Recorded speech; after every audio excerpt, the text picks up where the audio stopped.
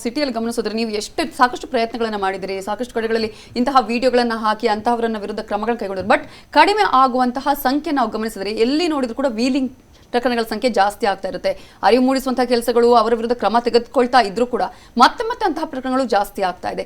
ಯಾವ strict action ಅವರನ್ನ ಈ ರೀತಿಯಾಗಿ ಕಡಿಮೆ ಮಾಡಬಹುದು ಅಂತ ಅನ್ಸುತ್ತೆ? ಇದು ಎಲ್ಲ ಏನು ಈ ರೀತಿಯ ಒಂದು ಖಯಾಲೆಗಳು ಅಥವಾ ಕಾಯಿಲೆಗಳು ಇದ್ದಾವೆ, ಅವುಗಳನ್ನು ಮಟ್ಟ ಹಾಕಲಿಕ್ಕೆ ಬರೀ ಪೊಲೀಸರು ಮಾತ್ರ ಮಾಡಿದ್ರೆ ಆಗೋದಿಲ್ಲ.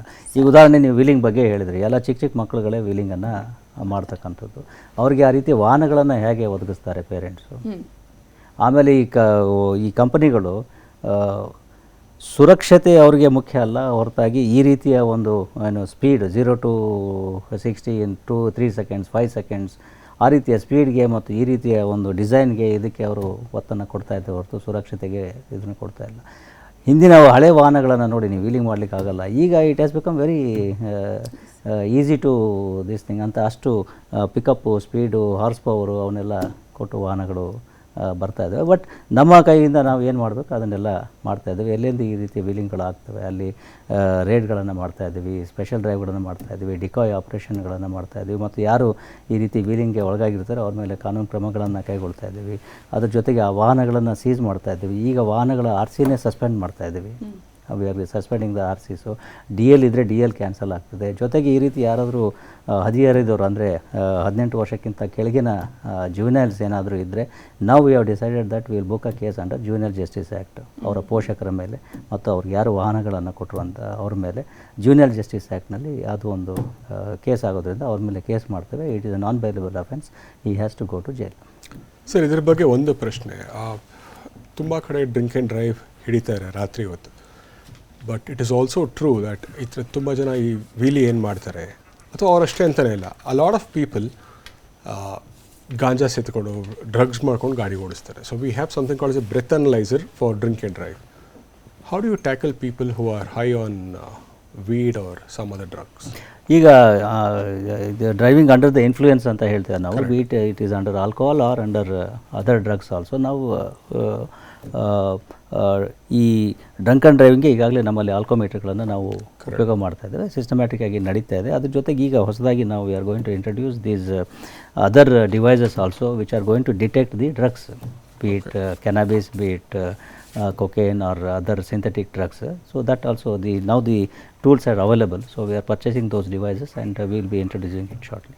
ನಾವು ಸಿಟಿಯಲ್ಲಿ ಗಮನಿಸಿದ್ರೆ ನೀವು ಎಷ್ಟು ಸಾಕಷ್ಟು ಪ್ರಯತ್ನಗಳನ್ನು ಮಾಡಿದಿರಿ, ಸಾಕಷ್ಟು ಕಡೆಗಳಲ್ಲಿ ಇಂತಹ ವಿಡಿಯೋಗಳನ್ನು ಹಾಕಿ ಅಂತಹವರನ್ನ ವಿರುದ್ಧ ಕ್ರಮಗಳನ್ನು ಕೈಗೊಂಡಿದ್ರು. ಬಟ್ ಕಡಿಮೆ ಆಗುವಂತಹ ಸಂಖ್ಯೆ ನಾವು ಗಮನಿಸಿದ್ರೆ ಎಲ್ಲಿ ನೋಡಿದ್ರು ಕೂಡ ವೀಲಿಂಗ್ ಪ್ರಕರಣಗಳ ಸಂಖ್ಯೆ ಜಾಸ್ತಿ ಆಗ್ತಾ ಇರುತ್ತೆ. ಅರಿವು ಮೂಡಿಸುವಂತಹ ಕೆಲಸಗಳು ಅವರ ವಿರುದ್ಧ ಕ್ರಮ ತೆಗೆದುಕೊಳ್ತಾ ಇದ್ರೂ ಕೂಡ ಮತ್ತೆ ಅಂತಹ ಪ್ರಕರಣಗಳು ಜಾಸ್ತಿ ಆಗ್ತಾ ಇದೆ.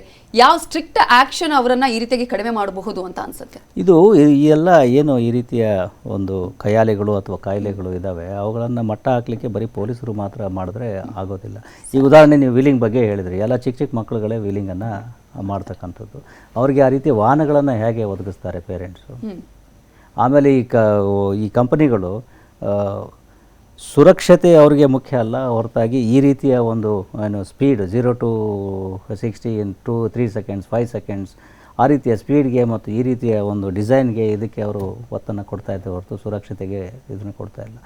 ಹಿಂದಿನ ಹಳೆ ವಾಹನಗಳನ್ನು ನೋಡಿ ನೀವು ವೀಲಿಂಗ್ ಮಾಡಲಿಕ್ಕೆ ಆಗಲ್ಲ. ಈಗ it has become very easy to this thing ಅಂತ ಅಷ್ಟು ಪಿಕಪ್ಪು, ಸ್ಪೀಡು, ಹಾರ್ಸ್ ಪವರು ಅವನ್ನೆಲ್ಲ ಕೊಟ್ಟು ವಾಹನಗಳು ಬರ್ತಾ ಇದ್ದಾವೆ. ಬಟ್ ನಮ್ಮ ಕೈಯಿಂದ ನಾವು ಏನು ಮಾಡಬೇಕು ಅದನ್ನೆಲ್ಲ ಮಾಡ್ತಾಯಿದ್ದೀವಿ. ಎಲ್ಲೆಂದು ಈ ರೀತಿ ವೀಲಿಂಗ್ಗಳು ಆಗ್ತವೆ ಅಲ್ಲಿ ರೇಡ್ಗಳನ್ನು ಮಾಡ್ತಾಯಿದ್ದೀವಿ, ಸ್ಪೆಷಲ್ ಡ್ರೈವ್ಗಳನ್ನು ಮಾಡ್ತಾಯಿದ್ದೀವಿ, ಡಿಕಾಯ್ ಆಪ್ರೇಷನ್ಗಳನ್ನು ಮಾಡ್ತಾಯಿದ್ದೀವಿ. ಮತ್ತು ಯಾರು ಈ ರೀತಿ ವೀಲಿಂಗ್ಗೆ ಒಳಗಾಗಿರ್ತಾರೆ ಅವ್ರ ಮೇಲೆ ಕಾನೂನು ಕ್ರಮಗಳನ್ನು ಕೈಗೊಳ್ತಾ ಇದ್ದೀವಿ. ಅದ್ರ ಜೊತೆಗೆ ಆ ವಾಹನಗಳನ್ನು ಸೀಸ್ ಮಾಡ್ತಾಯಿದ್ದೀವಿ. ಈಗ ವಾಹನಗಳ RCನೇ ಸಸ್ಪೆಂಡ್ ಮಾಡ್ತಾಯಿದ್ದೀವಿ.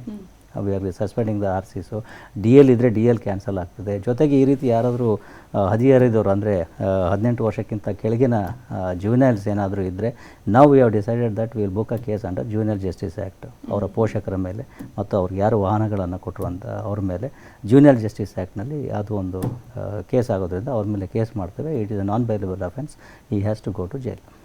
ಸರ್, ಇದ್ರ ಬಗ್ಗೆ ಒಂದು ಪ್ರಶ್ನೆ. ತುಂಬ ಕಡೆ ಡ್ರಿಂಕ್ ಆ್ಯಂಡ್ ಡ್ರೈವ್ ಹಿಡಿತಾರೆ ರಾತ್ರಿ ಹೊತ್ತು. But it is also true that ಇತರ ತುಂಬ ಜನ ಈ ವೀಲಿ ಏನು ಮಾಡ್ತಾರೆ ಅಥವಾ ಅವರಷ್ಟೇ ಅಂತಲೇ ಇಲ್ಲ, a lot of people ganja ಸೇತ್ಕೊಂಡು ಡ್ರಗ್ಸ್ ಮಾಡ್ಕೊಂಡು ಗಾಡಿ ಓಡಿಸ್ತಾರೆ. So we have something called as a breath analyser for drink and drive. how do you tackle people who are high on weed or some other drugs? ಈಗ driving under the influence ಅಂತ ಹೇಳ್ತೇವೆ ನಾವು, beet it is under alcohol or under other drugs also. ನಾವು ಈ drunk and ಡ್ರೈವಿಂಗ್ಗೆ ಈಗಾಗಲೇ ನಮ್ಮಲ್ಲಿ ಆಲ್ಕೋಮೀಟರ್ಗಳನ್ನು ನಾವು ಉಪಯೋಗ ಮಾಡ್ತಾ ಇದ್ದೇವೆ, ಸಿಸ್ಟಮ್ಯಾಟಿಕ್ ಆಗಿ ನಡೀತಾ ಇದೆ. ಅದ್ರ ಜೊತೆಗೆ ಈಗ ಹೊಸದಾಗಿ ನಾವು we are going to introduce these other devices also which are going to detect the drugs, be it cannabis, be it cocaine or other synthetic drugs. So that also now the tools are available. So we are purchasing those devices and we will be introducing it shortly. Okay.